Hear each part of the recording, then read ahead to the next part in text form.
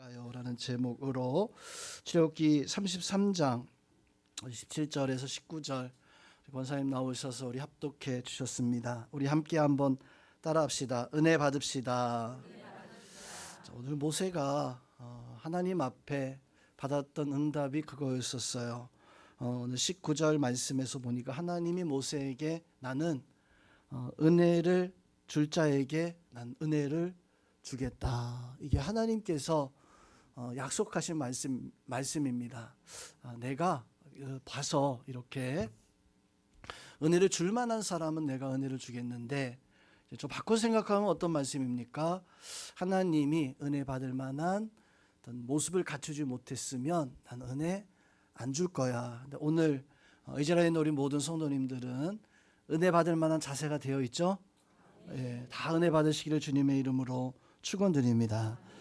신앙생활하면서 우리가 제일 바라는 게 무엇이냐면, 아마도 하나님의 사랑을 받았으면, 하나님의 그 놀라운 은혜를 받았으면 하는 그런 생각들을 많이 할 것입니다. 성경의 창세기부터 계시록까지 끊임없이 흐르는 게 뭐냐면 하나님의 사랑, 하나님의 놀라우신 은혜가 이렇게 창세기부터 계시록까지 계속해서 흐르고 있는데, 성경에서 한번 찾아봤어요. 은혜라고 하는 단어가 성경에 언제 가장 먼저 첫 번째로 등장을 했는가 이렇게 살펴보니까 창세기 6장 8절 말씀에서 처음 하나님이 우리 사람들에게 은혜를 주었다라고 하는 말씀이 성경에는 처음 등장합니다. 언제 등장했냐면 노아였었어요. 노아를 향해서 하나님이 이렇게 말씀합니다. 노아가 하나님께 은혜를 입었다. 자, 하나님께 노아가 은혜를 입어서 노아가 했던 것이 무엇입니까? 방주를 만들게 되어져요. 자, 생각해 보니까 노아가 방주를 만드는데 하나님의 은혜가 없었으면 노아가 과연 방주를 만들었을 수 있을까? 아니죠. 절대. 120년이잖아요. 자, 120년 동안 어떻게 내 힘 가지고 내 어떤 능력 가지고 하나님의 명령을 과연 지킬 수 있었을까요? 아니요, 안 돼요. 하나님께서 노아에게 은혜를 입히다 보니까 노아가 그 은혜를 입고 나서 방주를 120년 동안 한 번도 틀어지지 않고 한 번도 돌아서지 아니하고 그렇게 방주를 지을 수 있었던 그것은 하나님의 은혜를 입었기 때문입니다.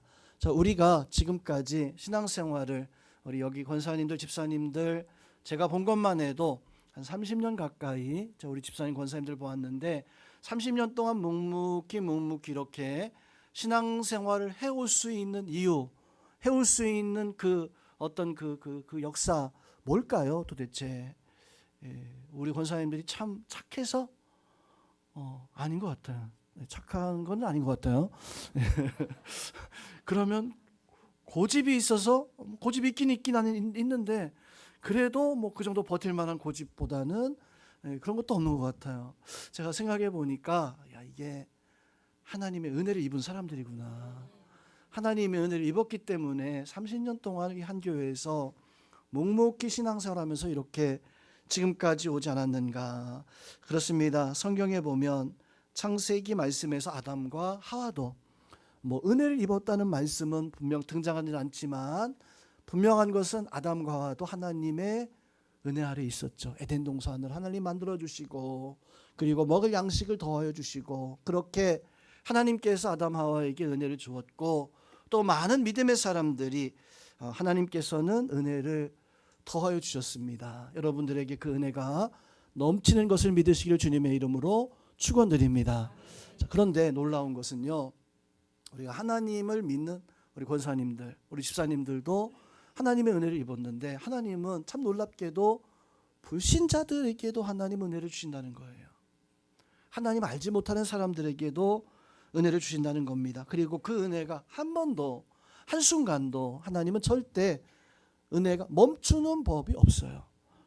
끊이는 법이 없어요. 계속해서 하나님의 은혜는 흐르는 우리가 그 하나님의 멈추지 않는 그 은혜 속에 끊이지 않는 그 은혜 속에 우리가 살아가고 있습니다. 아마도 하나님의 은혜가 딱 뭐 한 1분이라도 멈춘다라고 한다면 우리는 살 수 있을까요? 과연 우리가 살 수 있을까요? 하나님의 은혜가 딱 멈춰버리면 우리는 그 순간 숨 쉬는 것도 뭐 아무것도 할 수가 없을 것 같아요. 우리 이 땅 위에 하나님께서 하나님의 은혜를 부어주셨는데, 그래서 우리가 이 땅에서 이렇게 살아가는데, 어떤 우주인이 이제 우주에 나가서 이렇게 했던 사람이 고백하는 것을 들은 적이 있습니다. 그 사람이 어떤 고백했냐면, 우리가 정말로 하나님의 은혜 아래 있습니다. 이 지구상에 하나님의 은혜가 있습니다. 왜 그런 이야기를 한 걸 들어봤더니, 우주에 나가면 우리 우주복 같은 거 이렇게 입고 있잖아요. 우주에 나가서 이 우주복 같이 없이 그냥 알몸으로 우주에 딱 떨어지면 우리가 몇 분 정도 살 수 있을 것 같으세요? 몇 분 정도? 한 번도 해보지 않아가지고 잘 모르겠어요. 몇 분 정도 살 수 있을 것 같으세요? 1초도 안 된다고 하더라고요. 딱 나가서 벗는 그 순간에 그냥 얼어버리고 그냥 거기서 끝나는 거래요. 근데 이 지구상에서는 우리가 1초만, 아니 잠깐만 숨 안 쉬고 있어도 살 수 있잖아요. 왜요? 하나님의 우리 은혜 아래 있기 때문입니다. 그 은혜가 여러분들 가운데 날마다 함께하는 것을 깨달아서 그 은혜 속에 하나님의 영광 나타내며 살아가실 수 있는 우리 성도님들 다 될 수 있기를 주님의 이름으로 축원드립니다.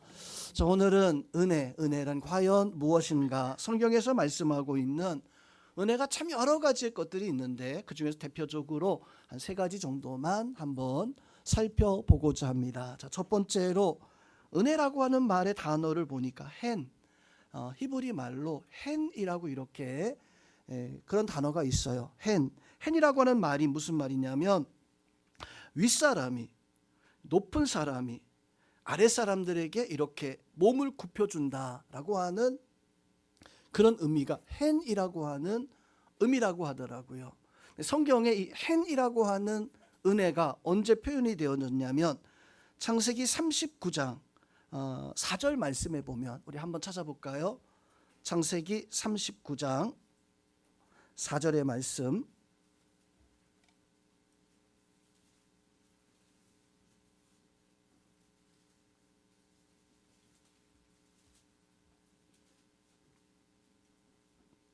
자, 우리 39장 4절 말씀, 헨이라고 하는 은혜의 말씀이 쓰여져 있습니다. 같이 한번 합독합니다. 요셉이 그의 주인에게 은혜를 입어 섬김에 그가 요셉의 가정 총무로 삼고 자기의 소유를 다 그의 손에 위탁하였더니, 자, 보디발이죠. 자, 보디발에게 요셉이 은혜를 입었다라고 이렇게 말씀해 주고 있습니다. 이 보디발에게 은혜 입었던 이 은혜라는 단어가 헨이라고 하는 단어예요. 즉 높은 사람이 굽혀서 그 밑에 있는 사람, 종 같은 사람, 이 사람들에게 어찌 보면 흘러내려가는 은혜예요. 자, 성도 여러분, 은혜는요 이게 위로 올라가지 않습니다. 자, 우리가 하나님 앞에 은혜를 위로 올려보낼 수 없어요. 자, 은혜는 항상 위에서부터 아래로 흘러내려오는 게 그게 은혜입니다. 아니면 옆에서 옆으로는 갈 수 있어도 내게서 하나님 앞에 하나님께 은혜를 줄 거야, 한 번도 우리는 기도하면서 신앙생활하면서 그런 말을 사용해 보지 않았잖아요. 헨이라고 하는 그 은혜는 위에서 이렇게 흘려보낸다. 마치 물이 위에서 아래로 흘러서 어떤 강물을 이루는 것처럼, 정확한 표현은 바라볼 수 없는 곳에서부터 흘러내려오는 그 은혜를, 성도 여러분, 하나님은 바로 그런 은혜, 헨과 같은 은혜를 우리에게 더하여 주십니다. 우리는 하나님의 은혜를 사실 바랄 수 없어요. 요셉이 종이었었는데 종이 주인한테 이거 주세요, 저거 주세요, 당신의 재산을 내가 다 책임지겠습니다, 당신의 재산을 다 나한테 주세요 라고 이렇게 종이, 노예가 주인에게 할 수 있었을까요? 바라볼 수 없는 거예요. 우리가 마찬가지입니다. 하나님 앞에 하나님 나한테 이거 주세요, 저거 주세요 라고 사실 우리가 할 수 없는데 하나님이 우리에게 흘려보내주시는 은혜, 또 성도 여러분, 우리가 흘러받은 하나님의 은혜가 있다면 우리도 또한 그것을 흘려보낼 수 있는, 내 주변에 있는 사람들에게 또 나보다 또 연약한 사람들에게 흘려보낼 수 있는 그런 은혜, 하나님께 내가 은혜를 받았기에 그 은혜를 흘려보낼 수 있는 그런 은혜의 역사들이 우리 성도들 속에 있어야 됩니다. 또 한 가지 이 은혜는요, 거절할 수가 없어요. 거절할 수가 없습니다. 하나님이 여러분에게 주신 은혜, 그것은 거절할 수가 없는 거예요. 하나님, 나 그거 받기 싫습니다. 주인이 종에게 은혜 흘려보내고 있는데 아니 나 그거 받기 싫습니다라고 하는 것은 거역하는 것이고, 그것은 곧 하나님 앞에 심판을 받을 수밖에 없는 겁니다. 성도 여러분, 헨이라고 하는 은혜를 우리가 이렇게 생각하면 됩니다. 하늘에서 비가 오는데 그 비를요 우리가 거절할 수 있습니까?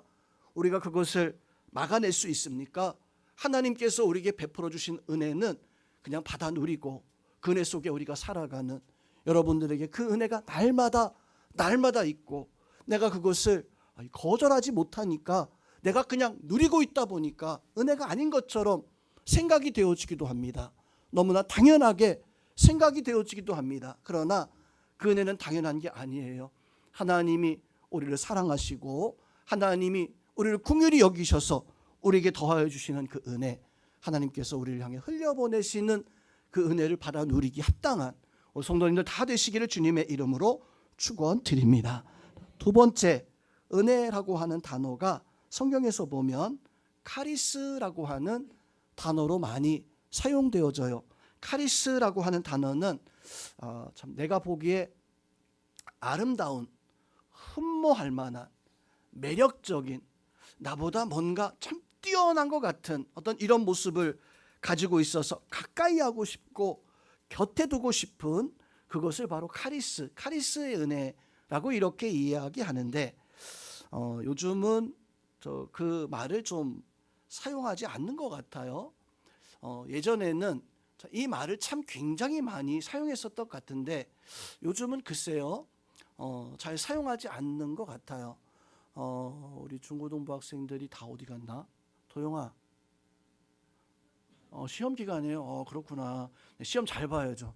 시험 잘 봐야 됩니다. 자, 우리 청년들은 어느 정도 알 것 같은데 옛날에는 그 말을 참 많이 사용했습니다. 카리스마. 들어봤죠? 요즘은 잘 사용하지 않는 것 같아요. 예전에는 뭐 깡패 두목 같은 사람들한테 야 카리스마 있네, 카리스마 있네. 그 카리스라고 하는 그게 사실은요 그리스어예요. 영적인 은혜를 가지고 있다, 신령한 하나님의 은혜를 가지고 있다. 그래서 누군가 사람들에게 야 카리스마 있다라고 하는 게 뭐예요? 하나님의 사람이라는 거예요. 그런 말을 누구한테 사용해야 됩니까? 크리스천에게, 우리 목사님이나 장로님들에게, 우리 권사님들에게, 안수지사님들에게, 우리 주변에 있는 우리 임직 앞두고 있는 분들, 그런 분들에게 한번 쳐다보면서 한번 칭찬하면서 우와 당신 카리스마 있습니다. 한번 해보겠습니다. 시작. 자, 그게 뭐예요? 매력적인 신앙 가지고 있다는 거예요. 참 너무너무 아름다운 신앙의 모습을 가지고 있다는 거예요. 그 카리스마 있다라고 하는 말은 뭐 그냥 눈이 빼 찢어져 가지고 뭐 누군가를 막 죽일 것 같은 그런 어떤 그 흉폭한 그게 아니라 좀 참 매력적인 존경스러운 모습을 가지고 있는, 옆에 있는 분들 카리스마 있어 보입니까? 없어 보입니까? 옆에 있는 분들이 카리스가 있는 사람이에요. 은혜가 있는 사람들입니다. 사도행전 말씀에서 보면 바로 그런 카리스의 은혜에 대해서 이렇게 말씀합니다.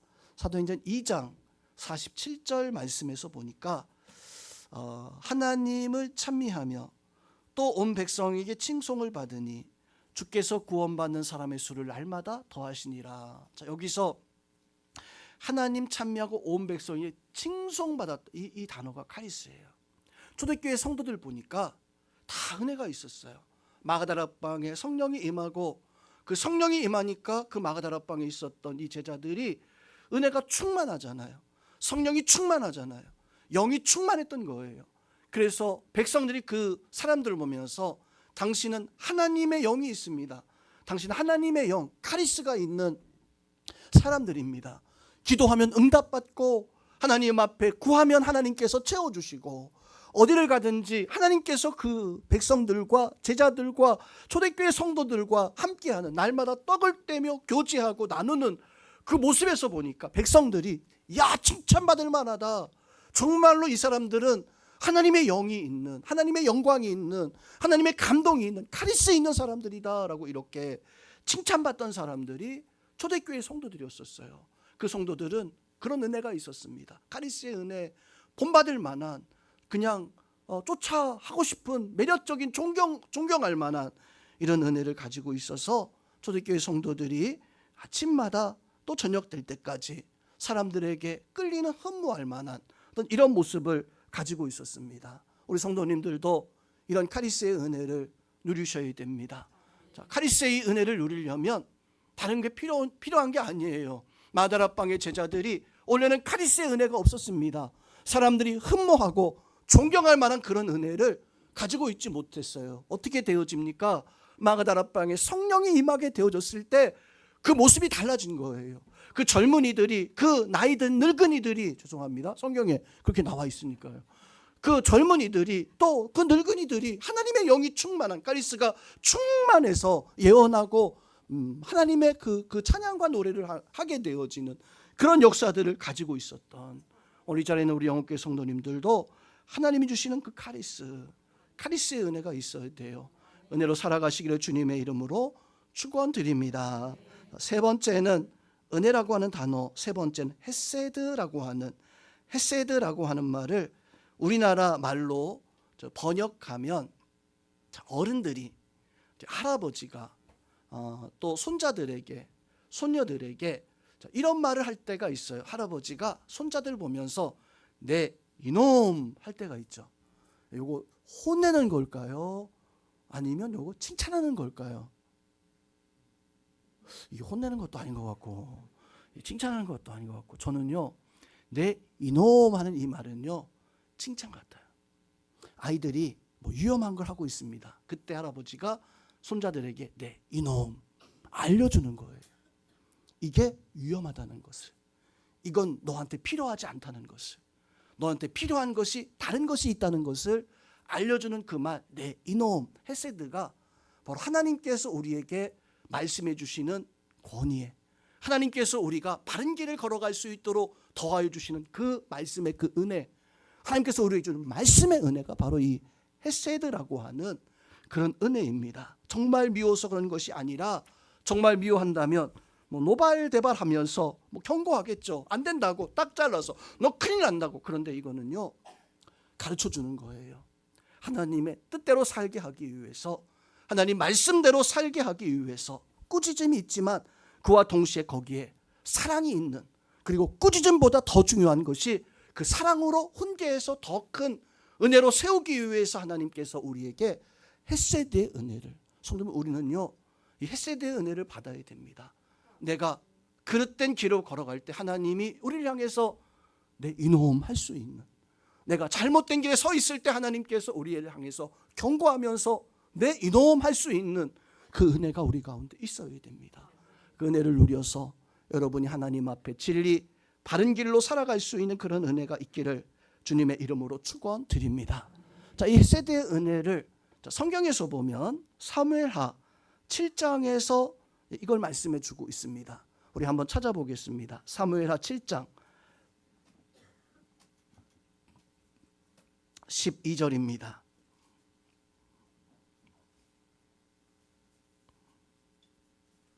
사무엘하 7장 12절, 다윗을 향해서 하나님이 내 이놈 하면서 하나님께서 이렇게 말씀하시는 겁니다.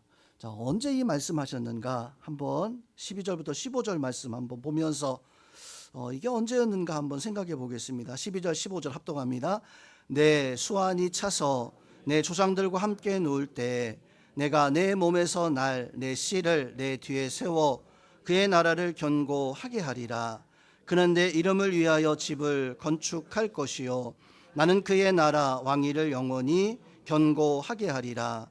나는 그에게 아버지가 되고 그는 내게 아들이 되리니 그가 만일 죄를 범하면 내가 사람의 매와 인생의 채찍으로 징계하려니와 내가 내 앞에서 물러나게 한 사울에게서 내 은총을 빼앗은 것처럼 그에게서 빼앗지 아니하니라.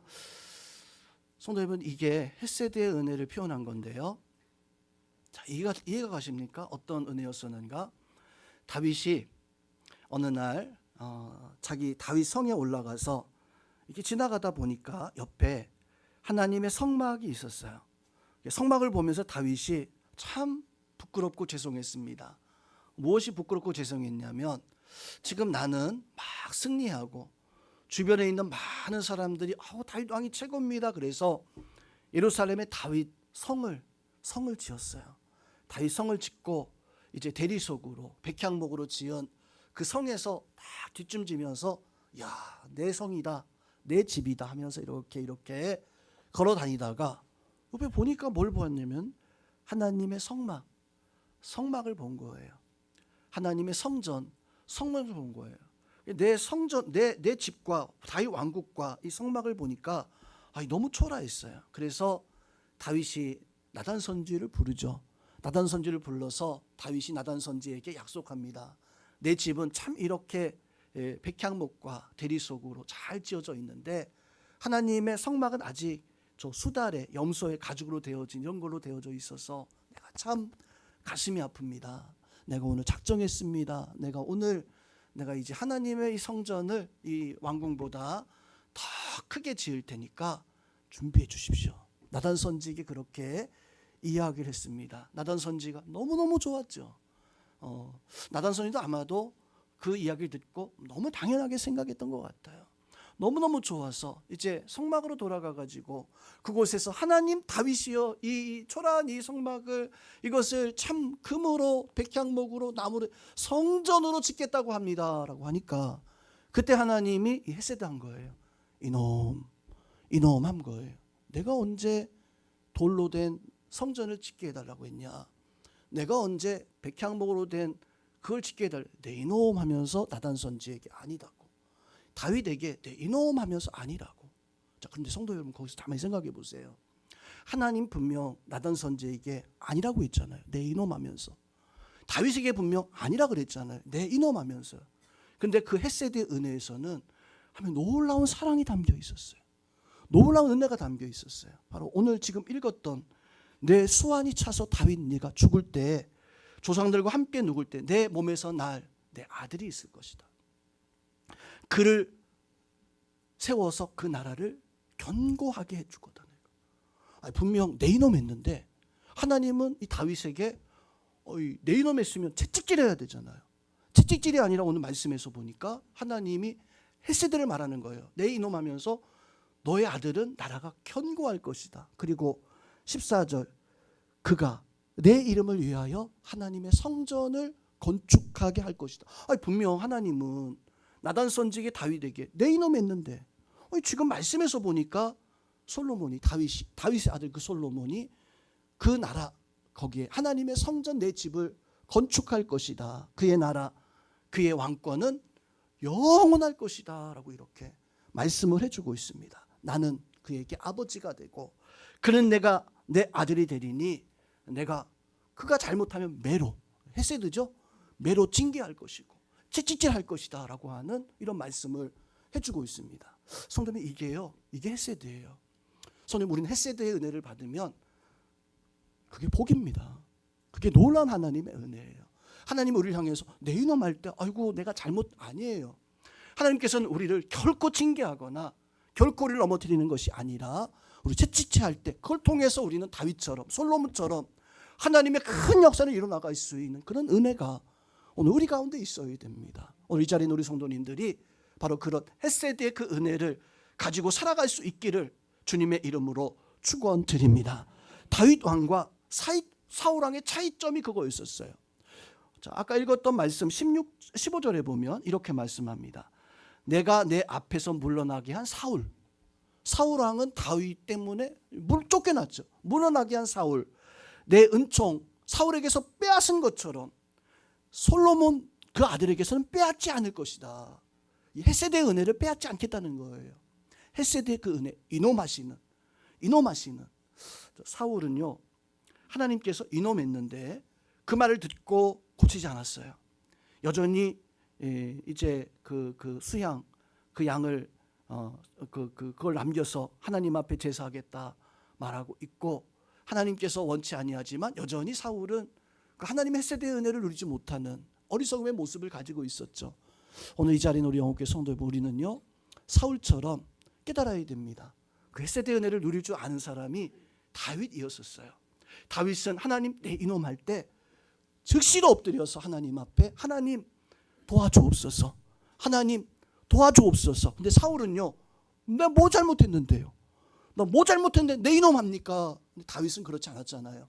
하나님이 헷세드 내 이놈 할 때 다윗은요, 이게 하나님의 진노구나라고 하는 걸 생각하고 그 순간 엎드렸을 때 하나님은 오히려 다윗에게 오늘 말씀에서처럼 사무엘 이 말씀처럼 하나님의 복을 더하여 주시는 그런 은혜가 있었습니다. 성도 여러분, 하나님의 은혜는요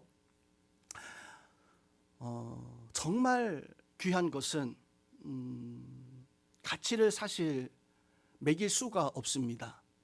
여러분, 귀한 거 뭐 다이아몬드나 뭐 요즘 뭐 금값 아직도 오르고 있나요? 뭐 금과 같은 것들은 뭐 예전에는 돌반지 하나 해주는 게 부담이 가지 않았는데 요즘은 돌반지 하나 해주는 것도 좀 큰 돈 들어가는 것 같아요.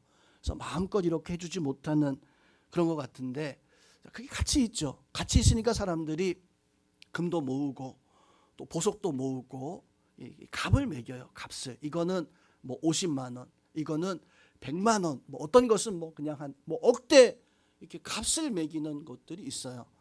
근데 정말 귀한 것은요, 사실 가치를 매기지 않는 것이, 아니 가치를 매기지 못하는 것이 정말 귀한 거죠. 선생님, 여러분에게 정말 귀한 것이 무엇이 있습니까? 여러분 정말 귀한 거 어떤 것을 가지고 있습니까? 지금 우리 여기 지금 예배 드리고 있는데 이 공기가 우리는 가치 없다고 생각하잖아요. 근데 사실 이 공기를 하나님이, 이 산소를 하나님이 우리에게 이렇게 주셨는데, 사실 이거는요 우리가 따져보면 너무 큰 은혜를 사실 우리가 누리고 있습니다. 공기의 가치가 얼마나 정도 될까요? 우리 숨 쉬고 있는데 이 가치가 어느 정도 될까요? 매길 수 없어요. 제가 굳이 한번 이거 얼마 좀 될까 고민하다가 한번 매겨봤습니다. 이 공기의 가치가 얼마나 될까. 그래서 오늘 중고등부 아이들 있으면 좀 물어보려고 그랬는데 다 이거 시험 공부하러 가지고 다 100점 만점으로 믿습니다. 자, 공기의 가치. 1분 동안 사람들이 숨을 쉬는데 한 15번, 20번 정도 이렇게, 이게 15번, 20번 정도 이렇게 숨을 쉰다고 하더라고요. 그 숨을 쉴 때 대략 하루에 10,000리터 정도의 우리 산소를 들어 마신다고 하더라고요. 10,000리터. 자, 저는 10,000리터 정도를 이 값으로 매겨보면 되겠다 생각이 들어서 산소 캔을 팔더라고요. 산소 캔, 그 캔 하나 값이 얼마인가. 우리나라에서는 뭐 좀 못 찾는 것 같아서 보니까 외국에 1리터에 2리터 캔에 $1 정도 해요. 한 캔에 0.5달러 정도 하는 거죠. 우리 청년들 빨리빨리 한번 계산해 보세요. 1리터에 0.5달러, 우리나라 돈으로 한 1,500원 정도 한 캔에. 그러면 우리나라 환율로 1,500원인데 산소 캔이 하루에, 우리 써놓긴 써놨는데 10,000리터를 사면 1달러가 0.5달러예요. 산수가 제가 어려워가지고 10,000리터를 사려면 하루에 얼마 필요해요? 동현 집사님, 미안합니다. 얼마가 필요할까요? 5,000불, 1,500만 원. 맞나요? 아니요, 7,500만 원이에요. 맞나요? 아니 모르겠어요. 여기 써놓고도 지금 헷갈립니다. 어쨌거나 여기서 보니까 1년에 우리가 산소를 들어 마시는 그 값을 계산해 보니까 공짜로 마시고 있잖아요. 이게 1리터에 그냥 한 1,500원 정도 뭐 이렇게만 따져도 1년이면 27억 원의 공기를 우리가 마시고 있다는 겁니다. 가치를 계산해 보니까 굳이 계산해 본 거예요. 공기만 그러냐? 물도 먹고 있잖아요. 또 이 모든 자연들을 우리가 누리고 있잖아요. 이게 하나님 그냥 주신 거예요. 그러니까 하루에도 우리는 지금 몇 억짜리를 하나님 주신 것을 지금 누리고 지금 살아가고 있습니다. 하나님 그런 은혜를 우리에게 주셨다는 거예요. 근데 우리는 그 금 하나 때문에 이게 정말 가치 있는 줄 알고, 뭐 돌멩이 하나 그게 뭐 그냥 뭐 어떤 그거 가치 있는 줄 알고 그렇게 하지만, 사실 하나님이 우리에게 부어 주신 그 은혜야말로 이게 너무 큰 은혜를 또 우리는 모르고 살아가고 있잖아요. 성도님, 하나님이 주신 그 여러 가지 그 은혜들이 우리에게 얼마나, 하루에 5분만 해를 쬐지 않아도 우리는 아마 병들 겁니다. 마음껏 이 햇빛을 누리고 있고, 물을 마시고 있고, 공기를 마시고 있고, 이 모든 것이 하나님께서 우리에게 주신 거예요. 말로 표현하지 않아도 하나님께서는 우리에게 너무나 많은 은혜들을 우리에게 더하여 주셨습니다. 세상에서 가장 귀한 것이 무엇일까? 그것은 우리 하나님이십니다. 우리 그걸 알고 살아가야 돼요. 하나님이 세상에 가장 귀한 분이시고, 내가 그 하나님을 믿고 있다는 이 사실, 이것이 그 하나님이 나에게 그냥 사는 것이 아니라, 그냥 믿는 것이 아니라, 하나님께서 나에게 지금 날마다 그 하나님이 나에게 헨의 은혜를, 카리스의 은혜를, 헤세드의 은혜를 우리에게 더해 주셨기 때문에 내가 이렇게 건강하게, 우리는 그것을 알고 있는 믿음의 사람들입니다. 불신자들도 하나님께서 그렇게 지키시고 붙잡아 주시는데 그걸 모르고 살아가요. 하나님은 오히려 손가락질하면서 살아가고 있는 많은 세상의 사람들. 성도 여러분, 교회 안에는 두 부류의 사람이 있습니다. 하나님 은혜를 알고 살아가는 성도, 하나님의 백성, 하나님의 자녀죠. 성도가 있고요. 또 한 부류는요, 교회 다니고 있는, 그게 맞는 의미인지 모르겠어요, 교인.